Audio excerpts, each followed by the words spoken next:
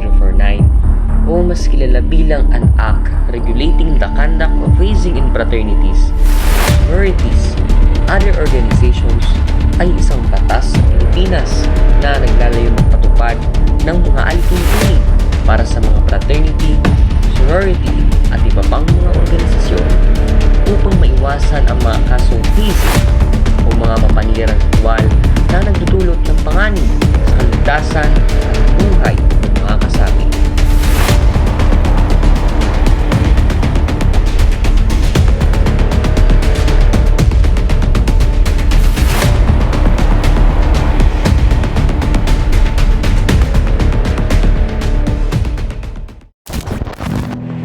Si Mark ay isang karaniwang binata na kilala sa kanyang pagiging mapagmahal at responsable. Panganay siya sa magkapatid at palaging inuuna ang kaligtasan at kapakanan ng kanyang bunsong kapatid. Mula pagkabata, malapit na malapit ang dalawa sa isa't isa. Si Mark ang naging tagapagtanggol ng kanyang kapatid sa tuwing may umaalipusta o nang aapelito. Subalit, habang sila'y lumalaki, naging mas komplikado ang mga pagsubok na kanilang hinarap. Sa kanilang komunidad, naging karaniwan ang mga kaso ng mga abuso at bullying sa paaralan.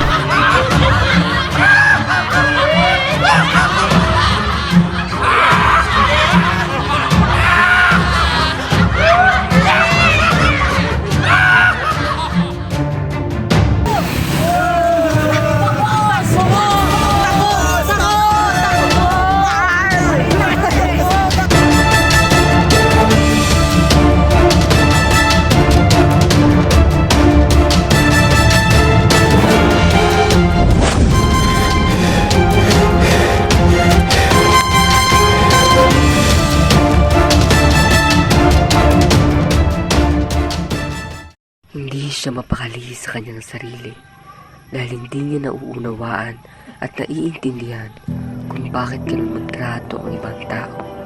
Hindi niya rin maintindihan kung ano ba ang nakikita ng mga tao sa kanya. Sabi niya sa kanyang sarili, isa rin naman akong tao, namumuhay parehas sa ibang tao. Ngunit bakit nangyayari sa akin to?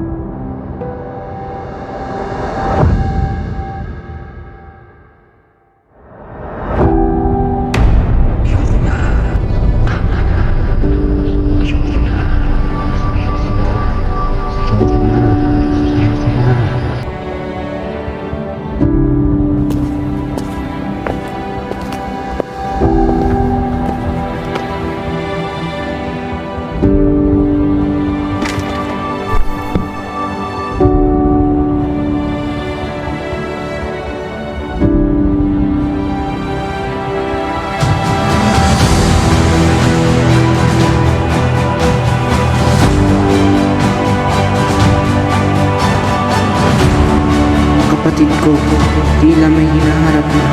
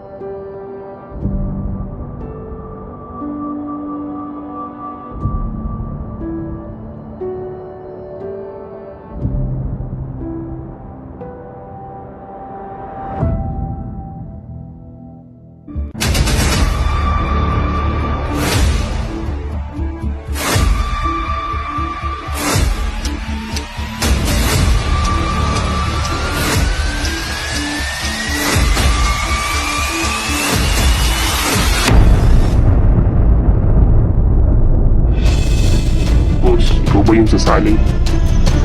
Ako nga, boss. Bago ka sa amin sumali, kailangan mo na namin siguraduhin ang iyong katapatan kung ikaw ba ay karapat-dapat at mapagkakatiwalaan. Ang ating kasunduan ay hindi ka aatras kung ikamatay mo pa man. Ikaw ba? Ako, may nanunumpa na susundin ang aking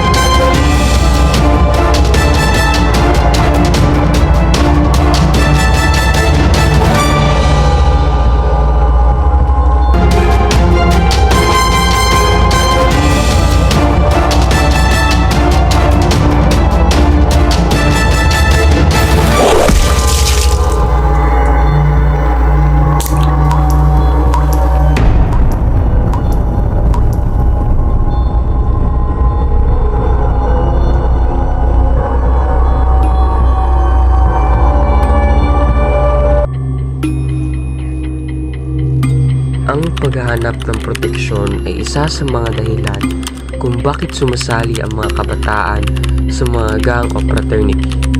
Naniniwala sila na makakakuha sila ng proteksyon laban sa mga panganib tulad ng bullying, pang-aabuso o banta mula sa ibang tao o grupo. Sa mga komunidad na may mataas na krimen, ang mga gang ay itinuturing na isang uri ng proteksyon. Bukod dito, ang ilang kabataan ay sumasali rin upang maprotektahan ang kanilang mga kapatid. Nakikita nila ang pagiging bahagi ng isang grupo bilang paraan upang matiyak ang kaligtasan ng kanilang pamilya at mga mahal sa buhay.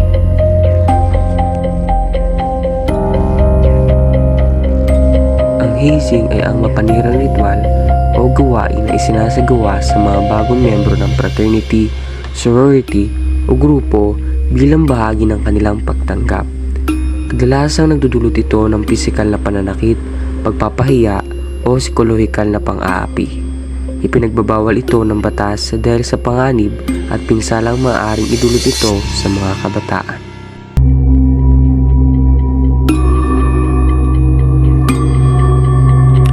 Ang hazing ay maaaring magdulot ng malubhang pinsala at kahit pagkamatay.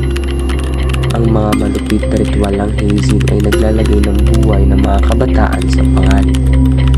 At sa ilang pagkakataon, nagresulta ito sa mga hindi inaasahang trahedya tulad ng pagkamatay ng mga biktima. At dahil espesyal na ang ituring ang mga miyembro ng frat, ang aplikasyon dito ay mayroong mikitulosong proseso. Ang tawag dito, initiation. Ang initiation ay seremonya ng pagtanggap sa grupo, ngunit ang hazing ay nagdudulot ng peligro at maling desisyon. The effects are still daunting. The evil is still haunting. They still laughing and flaunting. Hazing, it's sad that it won't end. Cats wanna get in, wanna fit in, get punched and kicked, all sorts of hitting. Spit in the face, public disgrace given. We hear about the dudes, also it happens to women. Like Robert, I just wanna be a champion and playing.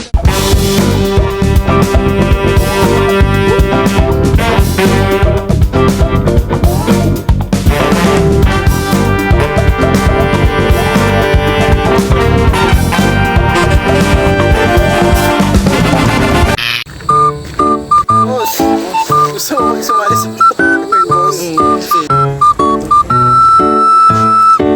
So abab kaya sipain mo. Very good.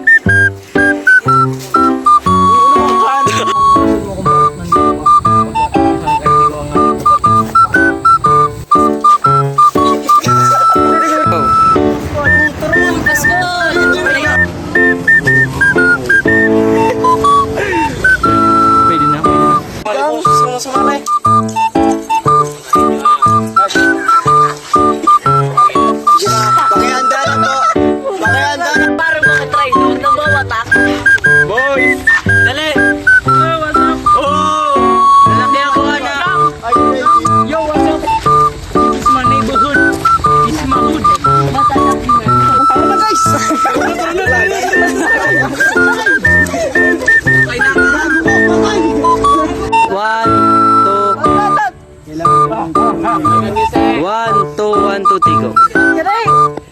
Kangina pa naka-film dali ikakanto sana. Gusto mo ba sumali? Sige boss, mata ka rin ba dito boss? Ano ba ang dahilan mo para sumali dito? Kaya!